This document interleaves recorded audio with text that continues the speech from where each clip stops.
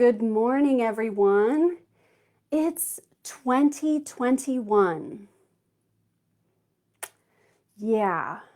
Uh, hmm. Yeah, 2021. Going really well so far, huh? Yeah, wow. 2020, not so great. 2021, I think we have some promise of better things happen, but it's a rough start. And we're dealing with a lot of toxic, manipulative, exploitative, low empathy, low emotional intelligence people who are kind of disrespectful, and they're holding us hostage. And that's the topic of our video today.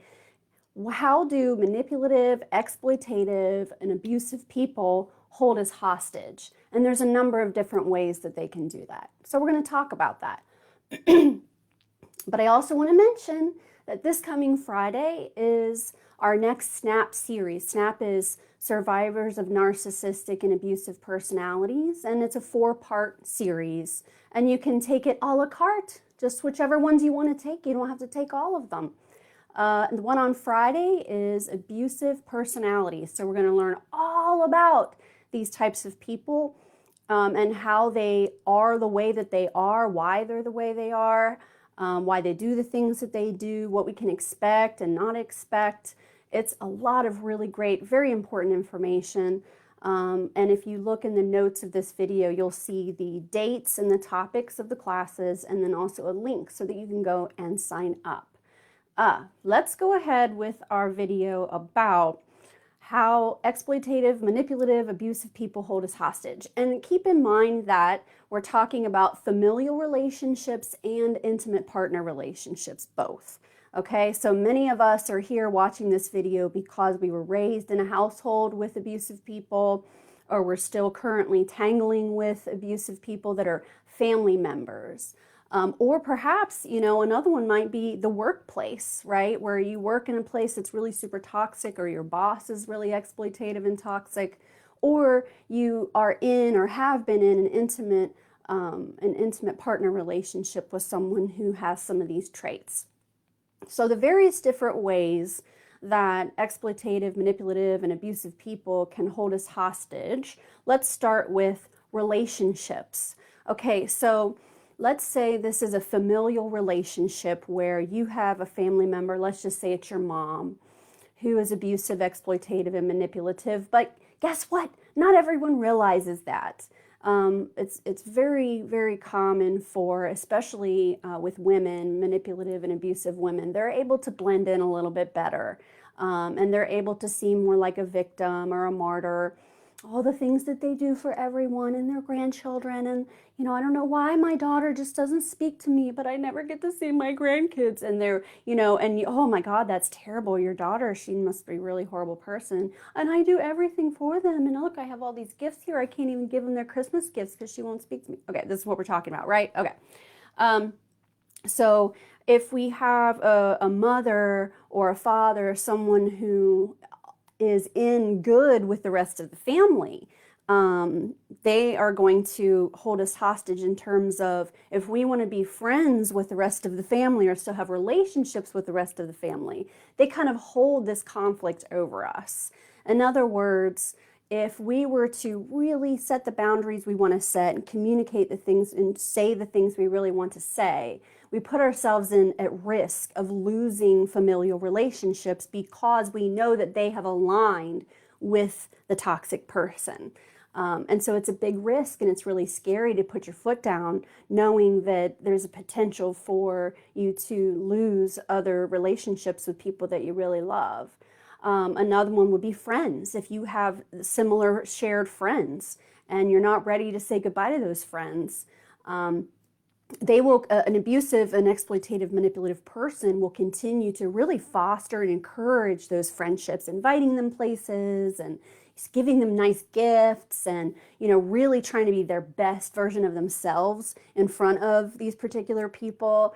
And this is their way of staking their claim and being manipulative, obviously, but it also holds you hostage because if these are people you really love and care about and you don't want to say goodbye to them as friends, you wind up having to bite your tongue, not say what you think, not share your actual experiences. You can't be genuine and authentic, right? And some of us aren't at a point where we're ready to say goodbye to these people. Eventually we do get ready to say goodbye and we do it, and it's kind of a relief, but it's very sad and we grieve them, right? But the exploitative, manipulative person will be sure to maneuver in a way that they drive a wedge in some way, shape, or form between us and the people that we love and care about. And this could be our own children as well. If you share children with someone who's very manipulative and really good at convincing people of things, and the kids adore them and think they're amazing, you got to be careful, right? Because they could say something to the kids, in which they most likely already are. But then it puts you in a position of, if you defend yourself, you look guilty. They're very crafty in that way, that when you start to say, whoa, whoa, whoa, that's not true. So they might tell the kids that you had an affair when actually they're the ones that had an affair. So then you want to correct that, right? Well, it's not really appropriate to talk to kids about those things. Even though they go ahead and talk to kids and tell kids inappropriate things, we don't want to do that. So we'll be at a disadvantage because we won't approach the subject because it's not appropriate for children. But on the other end, they're hearing all kinds of garbage that isn't even true. So this is another way that they hold us hostage, is by having the ear and the mind and the heart of others that we really love and care about. Another one that I've seen that's come up is church. So if you went to the same church and you love that church and you love the people in the church, and it's your home, that's where you feel at home, man, they can really set some landmines there as well, because that might also be where you think you could go for help. And more often than not, they've gone ahead and sort of laid traps for you, dropping little seeds with people. Oh, you know, she has medication that she has to take. I know, I don't tell people, but you understand, you know what I'm going through. I work really hard to be patient with her, but you know, she doesn't take her medication, and then she just gets really angry and starts making up wild stories. I don't know what to do. So this is what they're saying to people. So then when the person actually does something to you, and you go to these people who are like, this thing happened, and then they did this and this, and the person's already going, oh, they're off their medication. I remember I heard that this could happen. And so they're not going to be hearing you, and they're not going to be believing your story. So they will get in the way of our relationships. And until we're ready to say goodbye to those relationships, we are stuck. And then, of course, if it's a relationship with someone we're not going to be, we're not going to be discontinuing, like our children, right? You're not going to not be their mother, right? You're going to continue to want to be the best mother you can be, or the best father you can be. It just puts you in a real sticky place. Okay, another way that they can hold us hostage is with legal actions and with legal proceedings, especially if you're going through a divorce and you're having custody issues too.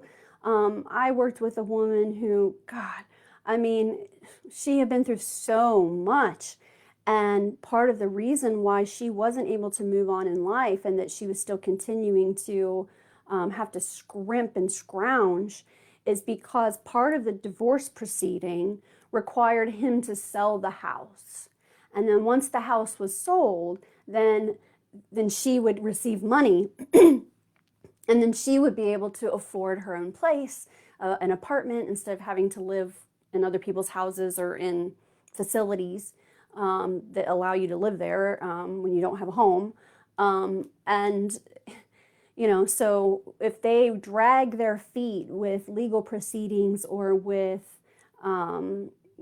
court mandates, they will always ride the line, you know, like they won't go so far as to be blatant and overt.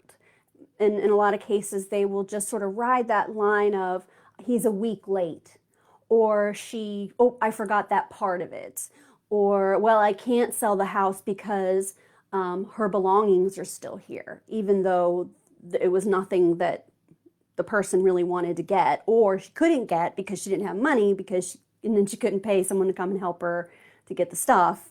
And then he kept saying, well, I can't sell the house because there's still all these belongings here. But they just have a really sneaky way when we're dealing with the court system of sabotaging and slowing things down and holding us hostage. So this particular person wasn't able to move on in life because he wouldn't complete what the court mandate was. She can't afford a lawyer. Next thing you know, years go by waiting for the court mandated actions to be completed. So they can keep us hostage legally. Another way you can be held hostage legally is if you're a minor and the people that we're talking about are your parents and you have to be with them because you're a minor. You can't move out. You can't do things on your own yet because you're under 18. And that's a way of being held legally hostage as well. And then, of course, custody issues.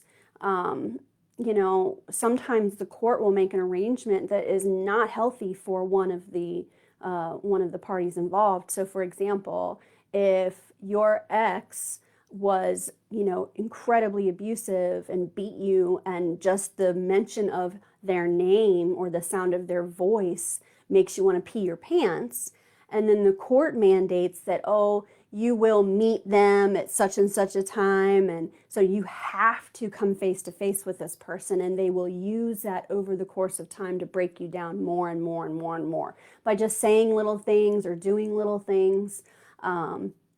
Yeah, so when you have a custody arrangement that puts you in a disadvantage, that's another way we get held hostage. And then threatening to involve the police, even though they would be the one that would be being abusive. They will, when you get upset, right? Remember reactive abuse, we got a video on this. They get you in a state, they put you there emotionally, psychologically. Now you're reacting, and then you're going to get punished for your reaction. They're going to, well, I'm going to call the police. You're being abusive. And of course, you know, when the cops come, who knows what's going to happen, right? Many times they don't get it right. So you can be really afraid that they're going to call the cops even though you're not doing anything wrong. Let's see. Another way that they can hold us hostage is with money. And I think that's a no-brainer. But if the person that you've been with, intimate partner-wise, is the breadwinner and always has been, or if their family had money, or you only work part-time, you know, they can hold us hostage with money by coercively controlling us over the years and putting us in a disadvantaged position, right? So everything's in their name. Or everything's in their name, or everything is shared. So you can't do anything without them knowing that you're doing it. People who use coercive control are crafty, and they take a long time to get you where they want you. Oh, can I reach up here? Let's see. Let's see if I can reach my bookshelf. Oh, here we go. Yeah. Great book, Coercive Control. Now, this, of course, is based on a male abuser and a female target. But for those of us that doesn't match our situation, just plug in whoever it is, whether it's a mom, a dad, a wife, a minister, a boss, okay? Because these tactics are going to be the same regardless of the person's gender. It's just, as we know, statistics show that it's more likely to be the man who is controlling the woman. Sorry about that, guys. I know it gets old hearing it. Okay, so money is a way they can hold us hostage. And then childcare, if you have kids and you don't have anyone to watch them and you have to work, or they need help with homeschool, whatever it is, you have to rely on other people for that. And if the person you're relying on is either the manipulative, abusive person themselves or a flying monkey or associate of that abusive person, you can't say goodbye, I don't want to talk to you anymore, and go no contact if your only way of getting childcare is through this person. So they can hold us hostage that way too. There's also living arrangements when you're poor, or you're a kid, or you're under 18, or if you live in a rural area and there's not a lot of options. There's a number of different ways that our living arrangements can wind up being something that holds us hostage. You know, you settled into some sort of a cohabitation arrangement with someone. Now you're needing to split up or break up. And then, you know, you don't have the money for it because they've assured you, oh no, you can work part-time. No, it's fine. You don't have to pay as much as I pay. And that you thought that things were okay. But then when you're ready to pull out, all of a sudden, they will throw down with, oh no, I'm not helping you. No, I'm not giving you money. No, you still have to pay your portion. In fact, let's go halvesies now. Even though you only paid a third, now you're going to have to pay half. Next thing you know, you can't even leave the house. Okay, let's see. What's another one? Oh, drugs and alcohol. They like us to be addicted and drunk. And if you are addicted or you're an alcoholic who has a hard time functioning, they're going to be making sure that you have plenty of that around. And then you need it, and they might become your source for it. And next thing you know, you're stuck. And now we have an addictive issue with addiction, substance use, on top of everything else. But that's also very common, so please don't beat yourself up for that. Okay, so maybe this is a job, and the people that we're talking about are your coworkers or your boss. People who have exploitative, manipulative, and abusive personalities often wind up in places of power. They often wind up as being the CEO, the boss, the manager. Not always, but if you think about someone with low empathy, they can more easily navigate and maneuver around people because they don't have a sense of guilt and shame. So it's easier for them to climb the ladder, all the way to the White House, as a matter of fact, to the CEOs of major corporations. For example, can you imagine you being the CEO and the head of, say, an oil company that somehow through your own negligence or someone's negligence spilled major amount of oil into the ocean and killed a bunch of animals and wildlife? Would you be able to sleep at night? Would you be able to live with yourself? Not only do they sleep just fine and live perfectly fine and are very well off, they'll blame it on other people, lie, act like it didn't happen, minimize, act like it wasn't that big of a deal. So you see what I mean? The farther up you go, the harder it is to maintain an empathic soul. But there are those that do it, and we have to support them and stand behind them, because it's much harder to be empathic and to rise to power than if you are a low empathy individual. And again, we're seeing a lot of this in the country today. And lastly, one other way that they keep us hostage is through smear campaigns. And I mentioned that, like with my church example, that, you know, they are really crafty at divide and conquer smear campaigns, where they go around to your support system and they very craftily plant little seeds. And then eventually what happens is we turn around and we feel like we don't have anyone, and then we become more dependent upon the abusive person because these other people now aren't as supportive. Anyhow, so that's our video on how they can hold us hostage emotionally, psychologically, physically, monetarily, through finances, and through relationships. Now, let's say you're being held hostage. What are you going to do about it? Well, first, you need to take the SNAP classes. And the first one of the series is this coming Friday. Look at the link in the notes to this video. Go ahead and sign up, and we'll get you started with how to fix the situation, how to approach it, how to address it, and most importantly, how to heal from it and move forward in your life free from abuse. Okay? And I hope you all have a really great day today. Hang in there. 2021 will get better eventually, I promise. All right? We'll talk to you later. Have a good day. Bye. Okay, I'm going to make it stop. End video.